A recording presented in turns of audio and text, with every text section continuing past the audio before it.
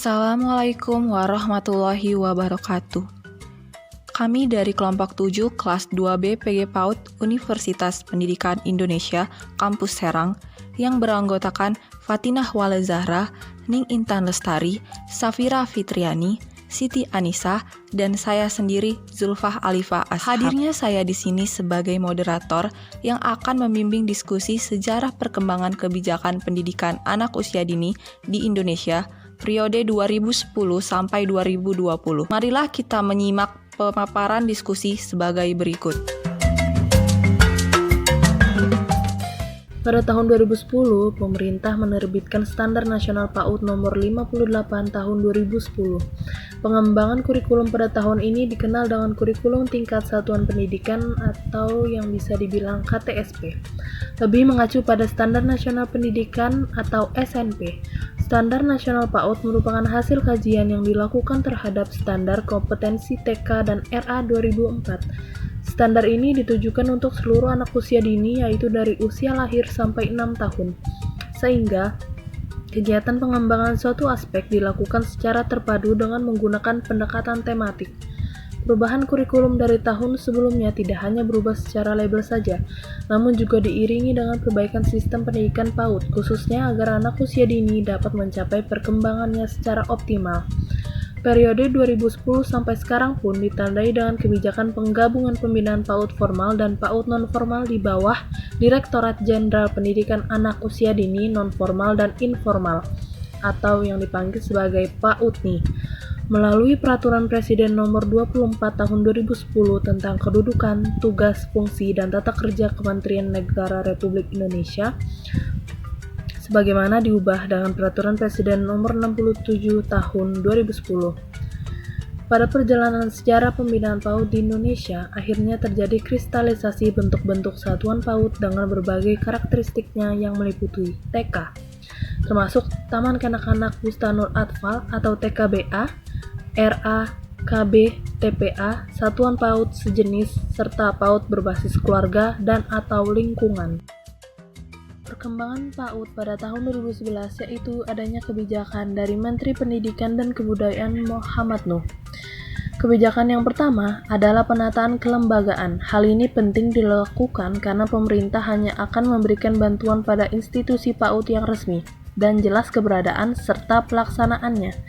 Jika bantuan diberikan tanpa ada kejelasan status, kementerian khawatir hal itu akan memicu terjadinya penyimpangan.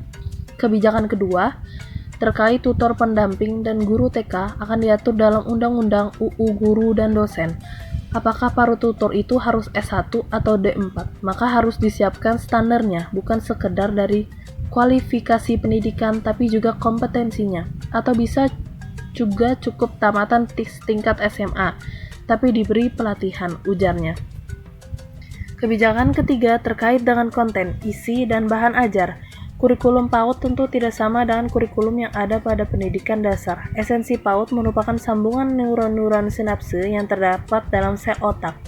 Jadi, menurutnya sangat penting jika kegiatan dalam PAUD diisi dengan kegiatan yang merangsang reaksi fisik dan pengenalan lingkungan. Nuh menegaskan, kurikulum PAUD harus ditata ulang, sebab PAUD bukan untuk memperkuat basis kognitif, tetapi lebih kepada menyiapkan sel-sel neuron dengan berbagai pergerakan fisik. Kebijakan PAUD yang keempat adalah ketersediaan sarana dan prasarana. Di tahun 2012, berdasarkan Peraturan Menteri Pendidikan dan Kebudayaan Republik Indonesia Nomor 64 Tahun 2012 tentang bantuan kepada satuan pendidikan anak usia dini dan non-formal serta lembaga di bidang pendidikan anak usia dini, pendidikan non-formal, dan pendidikan informal.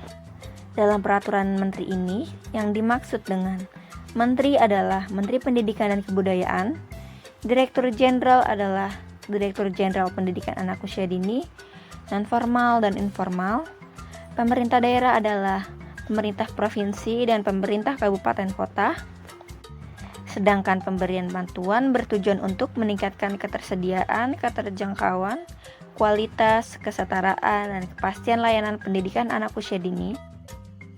Peraturan Presiden Nomor 60 Tahun 2013 Pemerintah Indonesia mengembangkan layanan pengembangan anak usia dini holistik integratif melalui payung hukum yang tertuang dalam Peraturan Presiden Nomor 60 Tahun 2017. Dengan Peraturan Presiden PAUD Holistik Integratif itu, pemerintah menargetkan meningkatkan kualitas sumber daya manusia dalam pencapaian tumbuh kembang optimal pada perkembangan anak selama periode dini, yaitu sejak usia janin hingga anak usia 6 tahun. Menurut pasal 1 Perpres ini, PAUD Holistik Integratif adalah upaya pengembangan anak usia dini yang dilakukan untuk memenuhi kebutuhan esensial anak yang beragam dan saling terkait secara stimulans, sistematis, dan terintegrasi. Tujuannya, terselenggaranya layanan PAUD Holistik Integratif menuju terwujudnya anak Indonesia yang sehat, cerdas, ceria, dan berakhlak mulia.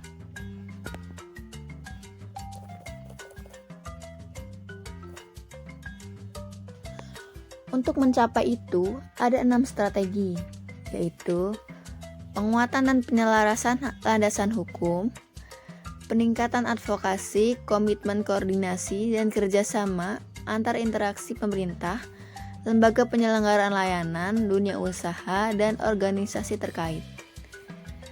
Lalu, peningkatan kapasitas dan kompetensi kader masyarakat, penyelenggara, dan tenaga pelayanan. Selanjutnya, strategi lainnya adalah penyediaan pelayanan yang merata, terjangkau, dan berkualitas, internalisasi nilai-nilai agama dan budaya, dan pemberdayaan masyarakat melalui peningkatan pemahaman dan persiapan pranikah calon pengantin, orang tua, keluarga, dan pengasuh pengganti dalam melakukan pengasuhan anak secara optimal.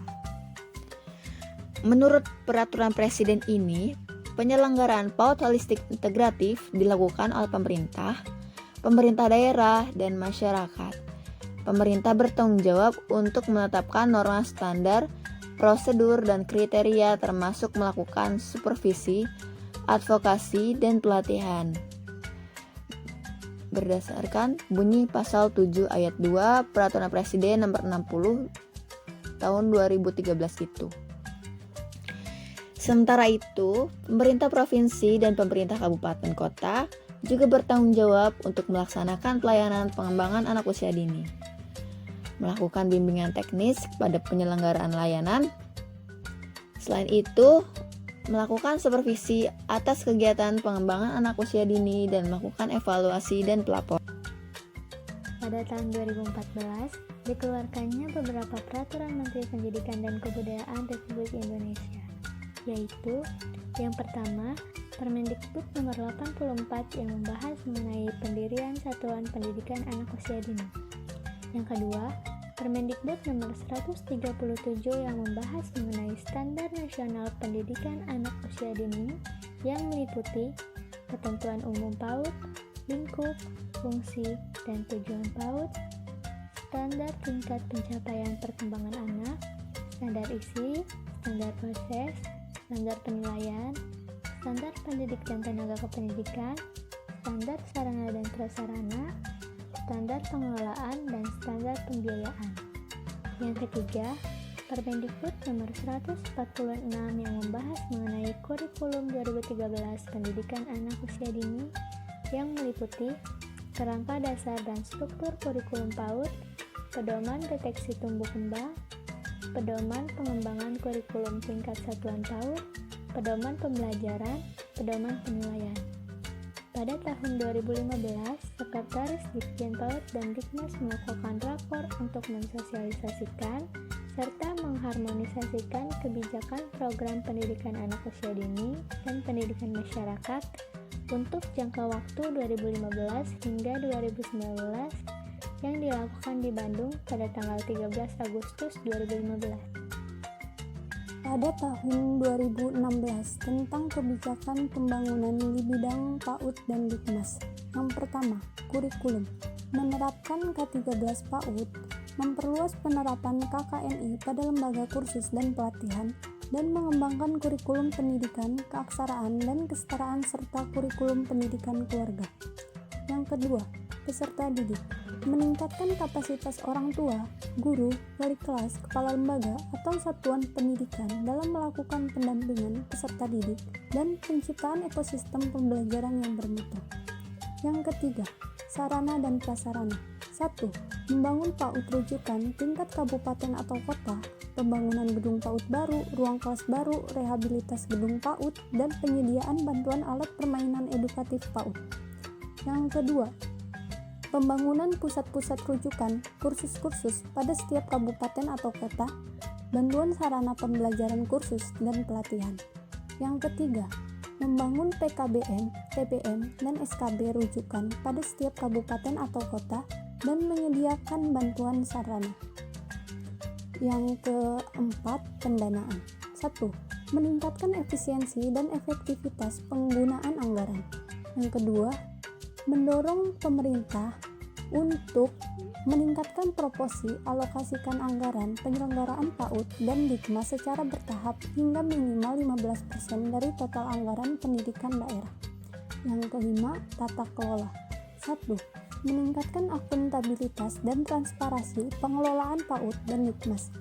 Yang kedua, menyusun norma, standar, prosedur, dan kriteria di bidang kurikulum, peserta didik, sarana dan prasarana, pendanaan, dan tata kelola PAUD dan Dikmas. Yang ketiga, mendorong pemerintah daerah, kabupaten atau kota untuk merevitalisasi SKB menjadi satuan pendidikan. Yang keempat, mendorong pengelolaan dana penyelenggaraan PAUD dan Dikmas melalui transfer daerah. Yang kelima, mendorong pemerintah daerah untuk menerbitkan perda tentang penyelenggaraan PAUD dan Dikmas. Pada tahun 2017, kebijakan pembangunan di bidang PAUD dan Dikmas. Yang pertama, mewajibkan satuan pendidikan yang terakreditasi yang diberi dana bantuan penyelenggaraan program.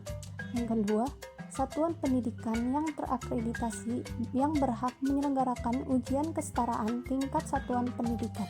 Yang ketiga, satuan pendidikan yang terakreditasi yang berhak menyelenggarakan dan menerbitkan sertifikat uji kompetensi. Yang keempat, pembinaan satuan pendidikan mencapai standar nasional pendidikan menjadi tugas pokok dan fungsi UPT. Yang kelima, mendorong daerah untuk berperan aktif termasuk dalam pendanaan dalam pembinaan satuan pendidikan mencapai SNP atau kerjasama. Yang keenam, memperkuat pelaksanaan pembinaan pencapaian SNP melalui kerjasama dengan aparat daerah, penguatan tim dan kompetensi serta pemanfaatan IT. Pada tahun 2018, Kementerian Pendidikan dan Kebudayaan menerbitkan Peraturan Menteri Pendidikan dan Kebudayaan Nomor 18 Tahun 2018 tentang penyediaan layanan pendidikan anak usia dini.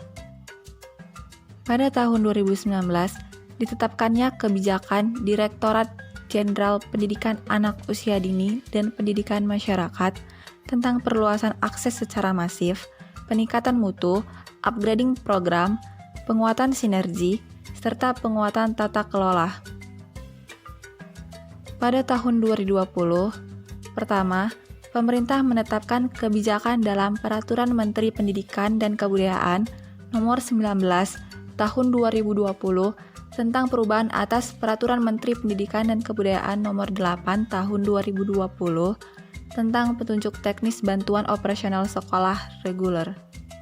Kedua, Kementerian Pendidikan dan Kebudayaan menerbitkan Peraturan Menteri Pendidikan dan Kebudayaan Nomor 20 Tahun 2020 tentang perubahan atas Peraturan Menteri Pendidikan dan Kebudayaan Nomor 13 Tahun 2020 tentang petunjuk teknis dana alokasi khusus non-fisik, bantuan operasional penyelenggaraan PAUD, dan pendidikan kesejahteraan. Sekian pemaparan diskusi kami pada kali ini. Kurang lebihnya kami mohon maaf. Saya moderator dan teman-teman pamit undur diri. Wassalamualaikum warahmatullahi wabarakatuh.